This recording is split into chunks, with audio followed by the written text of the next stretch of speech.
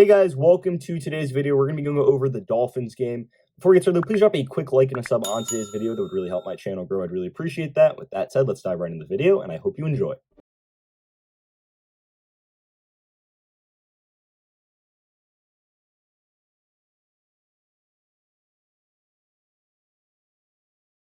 A back and forth game. Not really back and forth, but what a crazy ending. I mean, this game had everything, right? Dolphins start off really hot, 13 unanswered.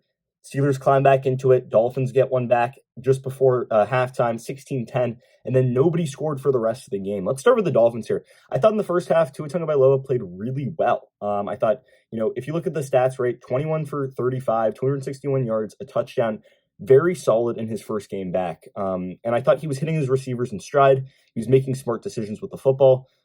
He was in full command of the offense. He looked really good.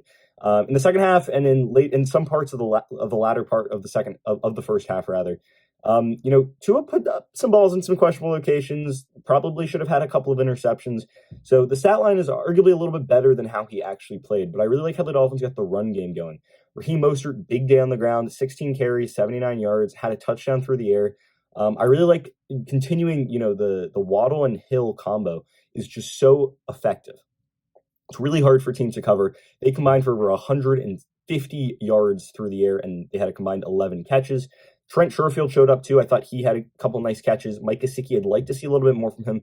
But once again, I think that he might be on his way out in the next couple of weeks with the trade deadline coming near. But overall, I thought this offense played well enough to win this football game. I would like to see them be a little bit more effective in the second half, especially with Tua and some of his decision-making, trying to get the ball in space to Tyreek Hill, trying to get this ball in space to Jaylen Waddle. But the adjustments that the Steelers defense made in the second half, it really is what was effective in making sure that Tua couldn't get going in that second half. Defensively, though, for the Dolphins, I thought they played really well.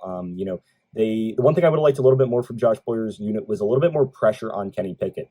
However, they respected Kenny Pickett's ability to scramble, and for that reason, they utilized the spy a lot.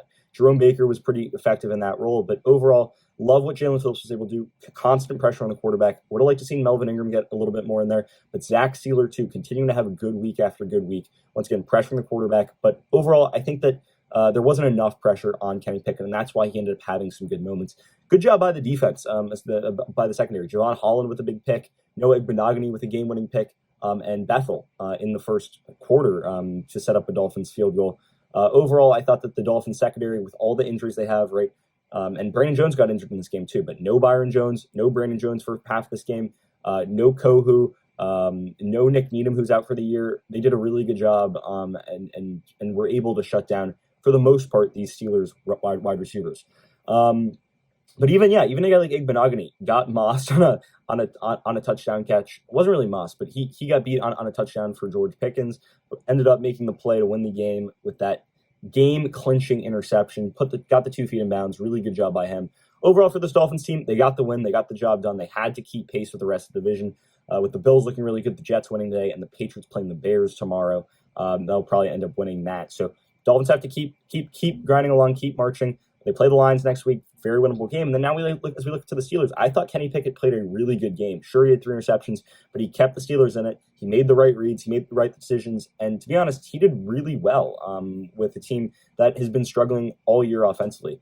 Najee Harris, 65 yards on the ground, 17 carries. Classic Najee Harris performance, or what we've seen from him so far. I thought Pat Freiermuth had a really nice day. He was constantly in the middle of the field, constantly open for Pickett to target. He had 8 catches for 75 yards. We talked about George Pickens, 6 catches, 61 yards, and a touchdown, continuing to have a really solid rookie year.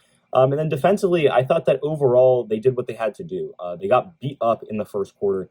13 points by the Dolphins in that frame. But then they made adjustments, right? They realized that they couldn't keep the middle of the field open. I really like the adjustments they made, and they ended up, clawing back into it and doing enough to give the offensive chance. They will play, I'm pretty sure, the Eagles next week on Sunday. Definitely going to be a tough game for them, but they move to 2-5. They're going to have an uphill climb to try and get back into this division. But if Kenny Pickett keeps playing the way he did, once again, the stat line is uglier than how he played. I think that they could get some wins down the stretch. But for the Dolphins, big win here, really exactly what they needed. They'll move on to next week against the Lions, try and get a win there, try and build some momentum as Tua Tagovailoa comes back, and hopefully this Dolphins continues to ignite like it did in that first quarter against Pittsburgh. But overall, nice win for Miami as they move on to next week against Detroit. And with that said, that's pretty much going to end the video for today. Did you agree with my analysis? Why or why not? Leave your comments and thoughts in the comment section down below. I'd love to hear what you guys have to say.